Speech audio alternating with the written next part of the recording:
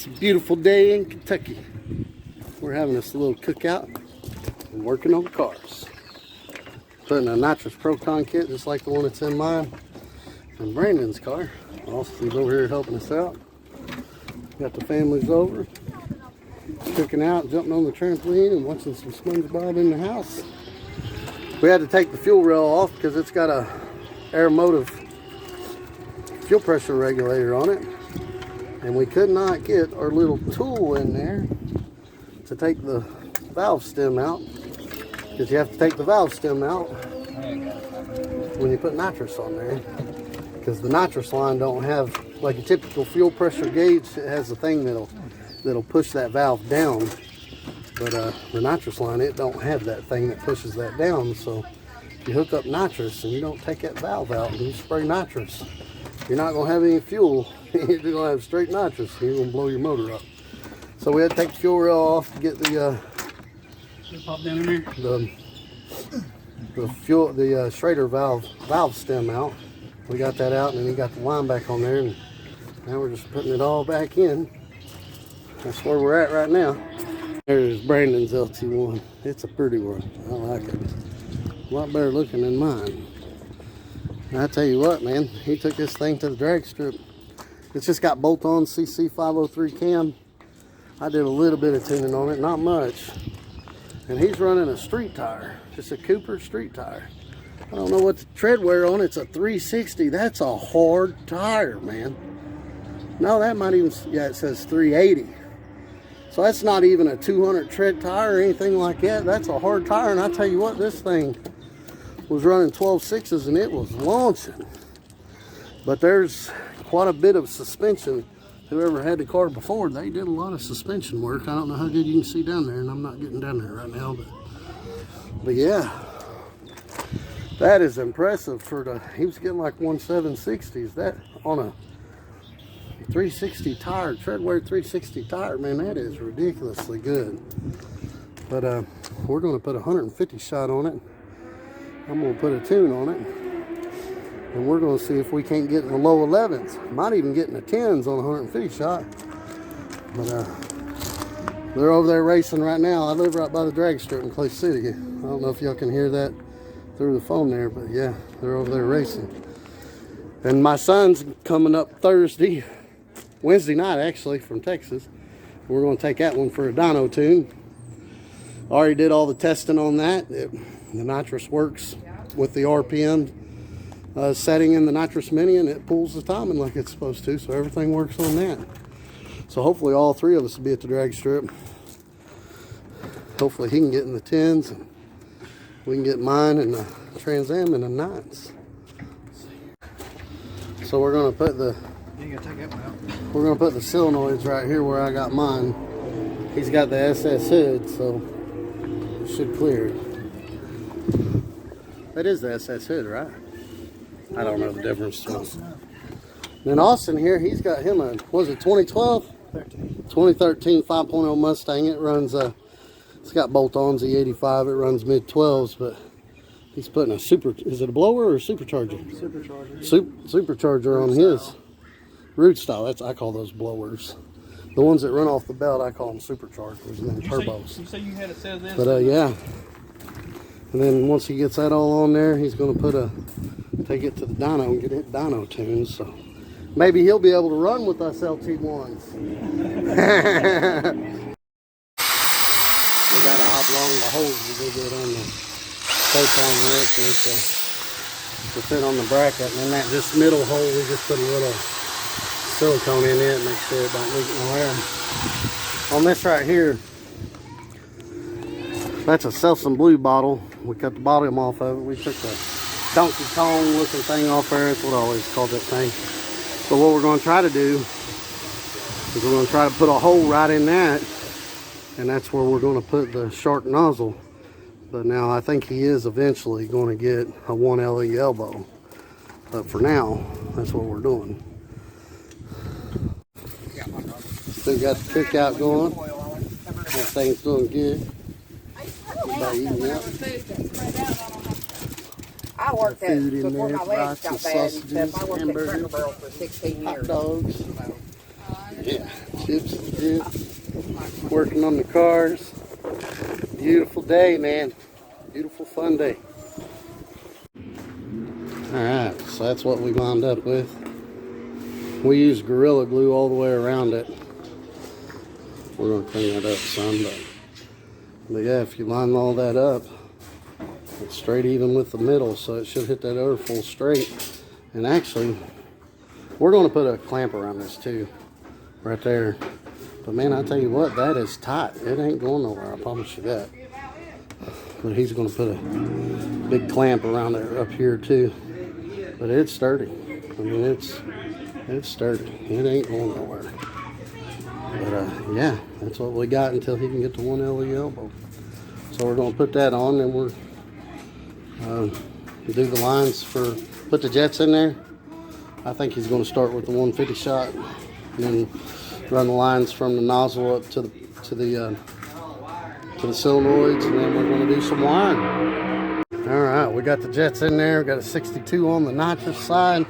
We got a 37 on the fuel side, which is 150 shot for 45 to 55 fuel pressure.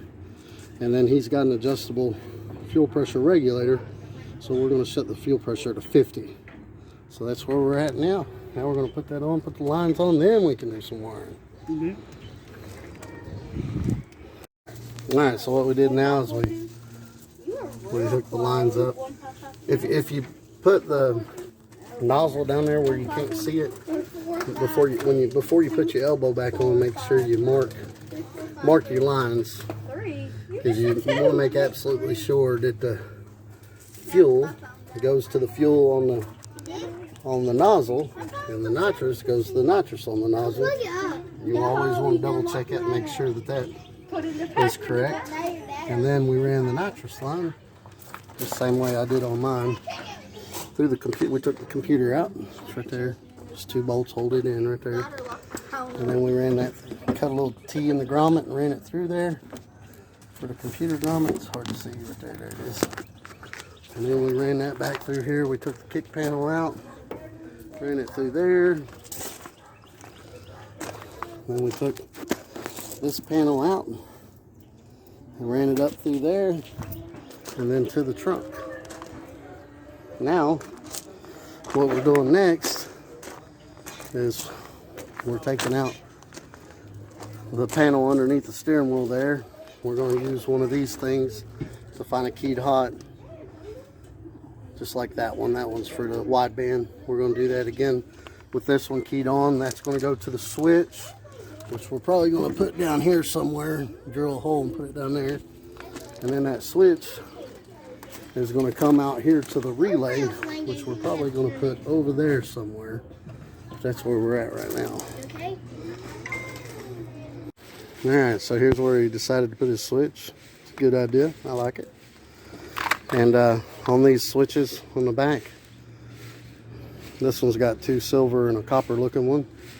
So the 12 volts in and the 12 volts out are the 2 silver looking ones, and then the copper one, that's going to be your ground.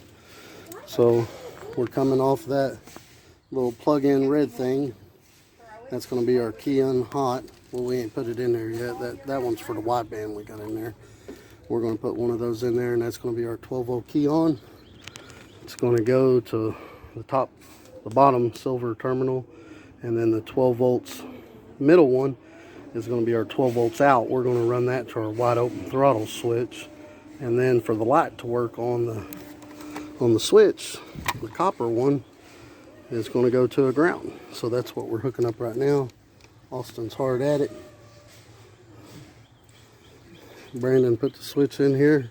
We didn't have a drill bit big enough, so we had to kind of waller the hole out and fight with it, but we got her in there. That's where we're at on that. And then we've already got the wire run through the firewall here. They went through someone had already put a hole in a grommet there for because they're using the manual oil gauge, so that goes to the manual oil cylinder that they put on the back in place of the electronic one. We're going to run that out, and then we're going to put the throttle switch right here. We're going to run the hot wire through that, and then over to the to the relay, and then the ground wire, which we put the relay right there, and then the ground wire, we're going to run it through the fuel pressure safety switch, and then we're going to ground it to one of these fuel rail bolts. But that's where we're at right now on the Nozzle install. Little family cookout we got going on here. Everybody's ate. We're just taking our time on this and getting her installed, but we should get it done tonight.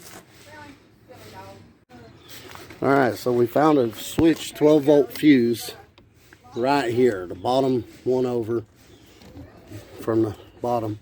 We found that as a switch 12 volt fuse, so we used that there. And then that goes under, goes to that switch, and then it comes out of that switch, or switch 12 volt.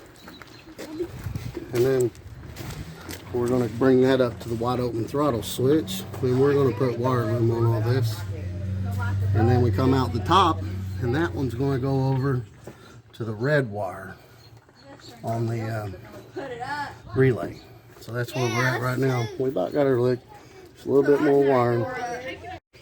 Alright, so we have the red wired into the wide open throttle switch. Believe it or not, on these, this is your main power wire. Black is your main power wire. So you got this thing right here, this block on these LT1 cars.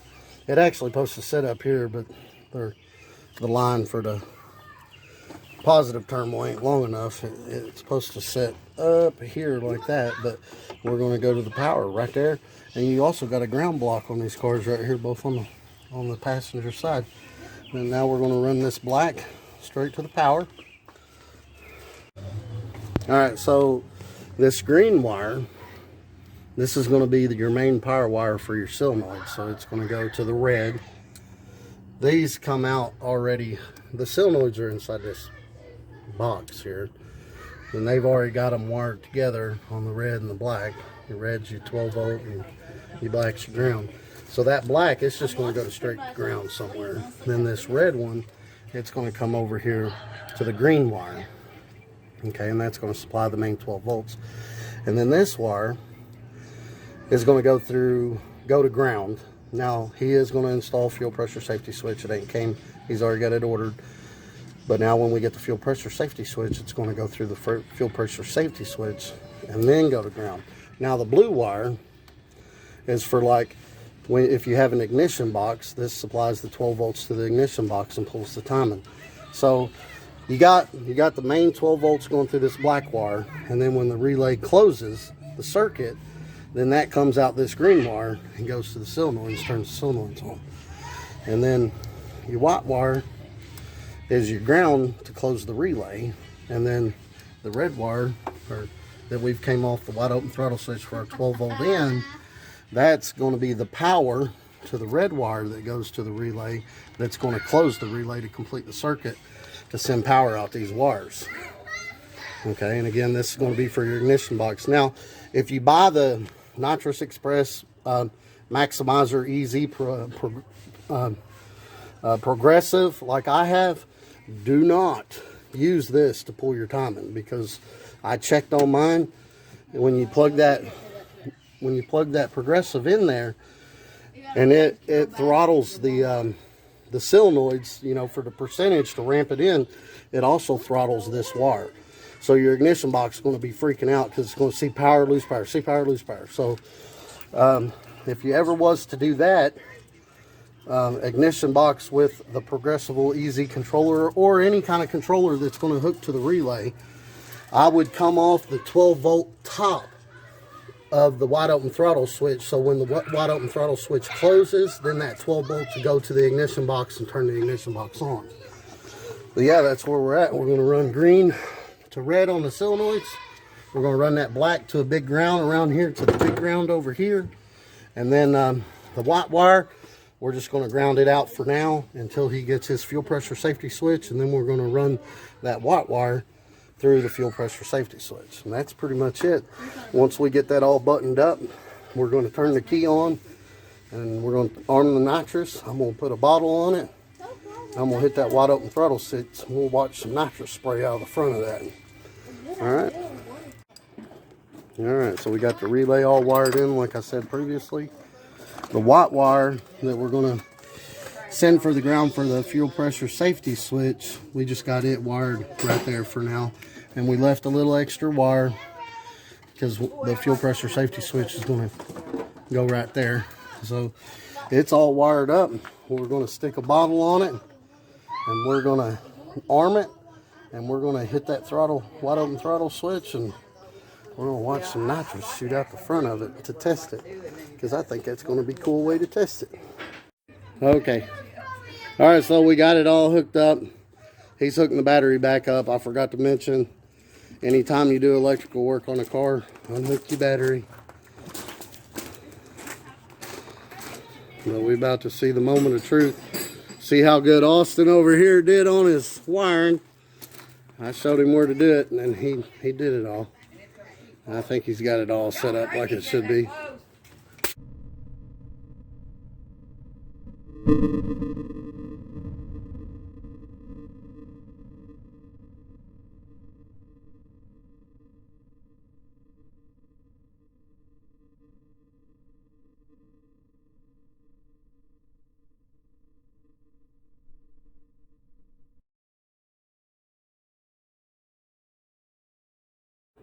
All right, here's the moment of truth. Arm switch is lit up, keys on. Yeah, it's working. Do it one more time. Yep, that's got her. Now we just need the fuel pressure safety switch. We're going to set the fuel pressure at 50. And then when I don't know what they've got it set to, but if there's going to be a big change in fuel pressure, when you change the fuel pressure a lot, you do have to readjust the tune, and I'll do that for him. And then we're going to make a nitrous tune because he doesn't have an ignition box to pull timing. I don't know if he's going to get one of those or not, or just load tunes back and forth. That's going to be up to him. But yeah, there we go. We're going to go to the track this weekend. We're getting a dyno tune on the 80 Trans Am on Thursday. I'll make some videos of that. The 96 Camaro's ready to go. I just need to mount the tires on it. I was hoping to get my drag bar by now, but we're going to run it without it.